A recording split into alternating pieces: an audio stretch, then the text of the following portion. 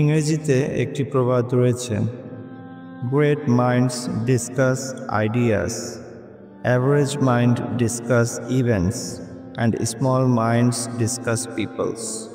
অর্থাৎ যারা অনেক জ্ঞানী মানুষ তারা বিভিন্ন রকম আইডিয়া নিয়ে কথা বলেন, আর যারা সাধারণ মানুষ তারা বিভিন্ন আচার অনুষ্ঠান বা ইত্যাদি বিষয়ে কথা বলে থাকেন, আর যারা ছোট মনের মানুষ তারা মানুষকে নিয়ে কথা বলে থাকেন। এই প্রবাদটি আসলে অত্যন্ত সত্য, আর তাই জীবনে আমরা আমাদের চলার পথে একটি আইডিয়ার মাধ্যমে যে কত কিছু পরিবর্তন করা সম্ভব তা আমরা বুঝতে পারি। আর আল্লাহ পাকের এই মোবারক নাম ইয়া হাকামু পড়ার মধ্যে দিয়ে আপনি নতুন নতুন আইডিয়া পেতে পারেন। যে আইডিয়া এখনো পর্যন্ত পৃথিবীর কারো মাথায় আসেনি সেই ধরনের আইডিয়া আপনার মাথায় আসতে পারে।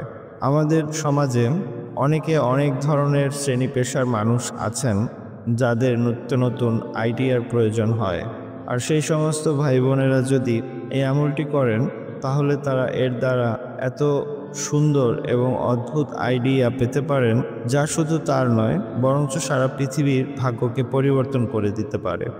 মাগরিবের আজান থেকে শুরু করে সুবে সাদিকের মধ্যবর্তী সময়কে দুই ভাগ করে অর্ধেক রাত অতিবাহিত হওয়ার পর বাউজু অবস্থায় কেবলারুখ হয়ে বসে ৯৯ বার আল্লাহ পাকের এই মোবারক নামটিকে পড়তে হবে।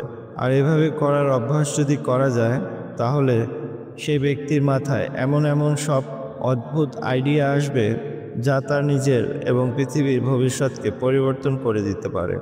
তাই যাদের এই ধরনের নিত্য নতুন আইডিয়া বা চিন্তার প্রয়োজন যা কিনা সৃষ্টিশীল, তাহলে তিনি এই আমলটিকে করতে পারেন।